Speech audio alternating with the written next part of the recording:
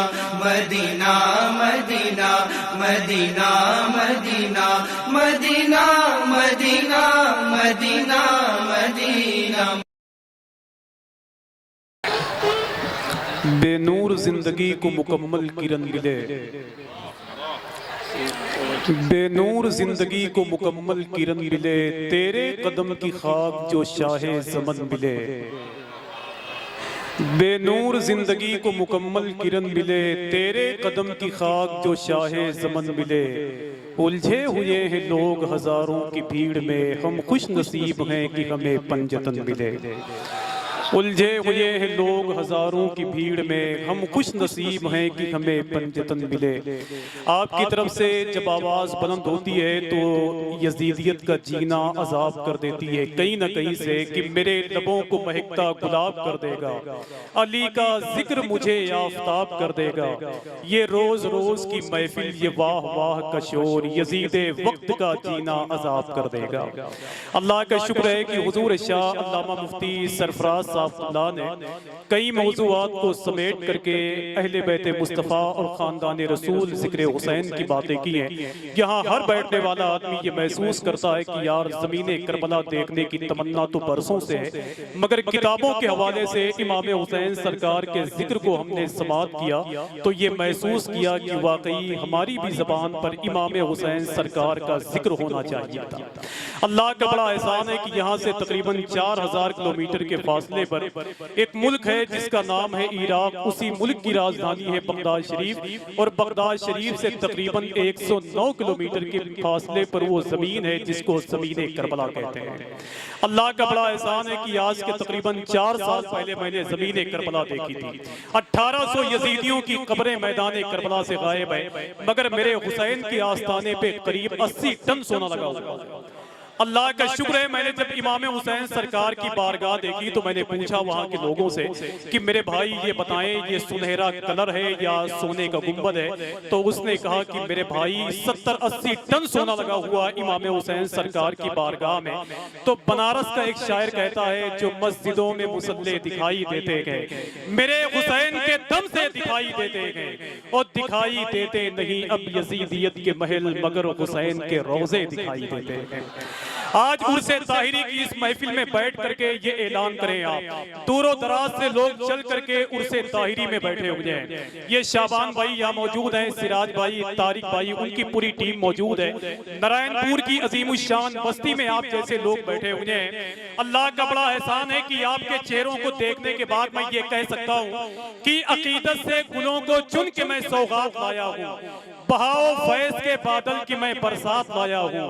जरा रुख से हटाकर देख लो ताहिर मियाँ चादर, तुम्हारे चाहने वालों की मैं बारात लाया हूँ। इतनी बड़ी महफिल का आप हिस्सा बन के बैठे हुए हैं। अब अगर इन लोगों की तरफ से इजाजत हो तो एक शेर मैं पढ़ दूं, अपनी निजामत में आजकल पढ़ता हूं तो मुझे याद है, बाकी मैंने आपको बहुत बुलाया, अल्लाह का शुक्र है। बस थोड़ी थोड़ी सी आपकी आवाज बुलंद होती रहेगी तो मैं समझूंगा कि यहाँ हर बैठने वाला आदमी खामोशी का टेबलेट खा के नहीं बैठा हुआ है। बाकी आपकी मर्जी है कि फरमान मुस्तफा का जो सुनकर बदल गए। मैंने इस शेर को जहां जहां पढ़ा है वहां की जमीन से आवाज आई है। अगर नारायणपुर के लोग नहीं बोले तो फिर कहीं के लोग नहीं बोलेंगे, वरना अल्लामा कारी शाही साहब बैठे हुए हैं। मेरी इज्जत यहाँ गांव पे लगी हुई है। हाँ, और अल्लाह का शुक्र है कि मुझे हिंदुस्तान भर के लोग सुनते हैं। अगर मैं कामयाब हो गया तो अल्लामा कामयाब हो गए, और अगर मैं जीरो हो गया तो आपका भी कारोबार बंद हो जाएगा। हाँ, कि फरमान मुस्तफा का जो सुनकर बदल गए। अगर इमाम हुसैन सरकार के नाम पर बोलेंगे आप तो यहाँ बैठकर यही बोले आप कि बहादुरी के कसीदे सुना के आए थे, अली के नाम के नारे लगा के आए थे, और सितम से सैयदे सज्जाद ने कहा मत बोल, तुझे तो तेरे ही घर में हरा के आए थे। यार मखदूमा ज़ैनब ने मैदान करबला से ऐलान किया था कि यजीद अपनी पूरी ताकत लगा ले, ना वो मेरे भाई हुसैन का जिक्र मिटा सकता है, ना हुसैन के नाना का जिक्र मिटा सकता है। यहाँ हर बैठने वाला आदमी ऊंची आवाज में बोले लब्बैक या हुसैन, और हाथों को उठाकर बोले लब्बैक या हुसैन, लब्बैक या हुसैन। अरे यही बैठकर ऐलान करो नारायणपुर की जमीन पर बैठ करके कि किसी की याद कोई गम संभालता है मुझे, रफीको हिज्र का मौसम संभालता है मुझे। यजीद की है ये कोशिश कि सर झुकाऊं मैं, मगर हुसैन का परचम संभालता है मुझे। अगर नारायणपुर वालों आप खामोश हो गए तो याद रखना जिंदगी भर आपको कोई बुलवा नहीं सकता आगे कि फरमान मुस्तफा का जो सुनकर बदल गए। और बोले आप, और बोले कि फरमान मुस्तफा का जो सुनकर बदल गए। मैं तो ये नहीं कहता कि बहुत मकबूल आदमी हूँ, लेकिन ये जरूर कहता हूँ कि मुझे बार बार हुजूर ने मदीना शरीफ बुलाया। अल्लाह का शुक्र है करीब मैंने 5 मरतबे ज़ियारत की, अल्लाह का शुक्र है। और बगदाद शरीफ भी देखा है, रोज़े हुसैन भी देखा है, और अल्लाह ने चाहा तो नवंबर के महीने में फिर मैं रहूंगा और इंशाअल्लाह बगदाद की जमीन रहेगी निगाहों के सामने। बाकी आपकी मर्जी है, आप बोल के बताएं। ऊंची आवाज में बोले लब्बैक या हुसैन, और मिलके बोले लब्बैक या हुसैन, और हाथों को उठाकर बोल दें लब्बैक या हुसैन। अब अगर ये मेरी जमात के मुकद्दस उलमा बोले तो आपकी जिम्मेदारी है कि आप बोलिएगा, और अगर ये सब ना बोले तो इन सब को उठा के यहाँ कर दीजिए, आप सब यहाँ आ जाइए। इतना ही काम करना है कि फरमान मुस्तफा का जो सुनकर बदल गए। जो आखिरी शेर आएगा वो मौला अली असगर के हवाले से आएगा। ये मौला अली असगर कौन है जानते हैं आप?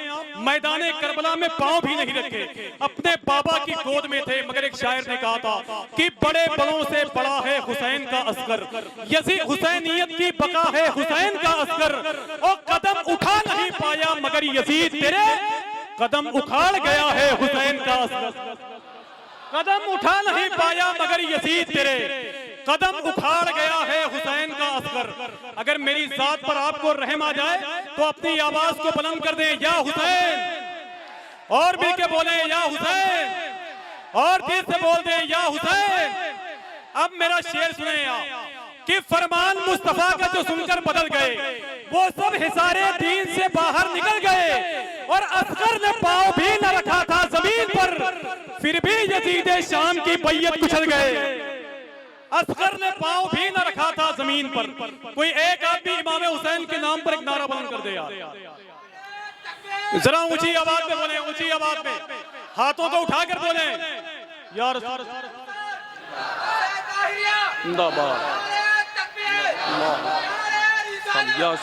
मैं आखिरी शेर पढ़ता हूं और उसके बाद में आपको मैं उस जात को आपके हवाले करना चाहता हूँ जो 2 लोग मिलकर, अल्लाह का शुक्र है कि हुजूर की नाते पढ़ते हैं, जिनकी आवाज इतनी अच्छी है कि सुनने के बाद में पत्थरी और शुगर के मरीज को भी सुकून मिल जाता है।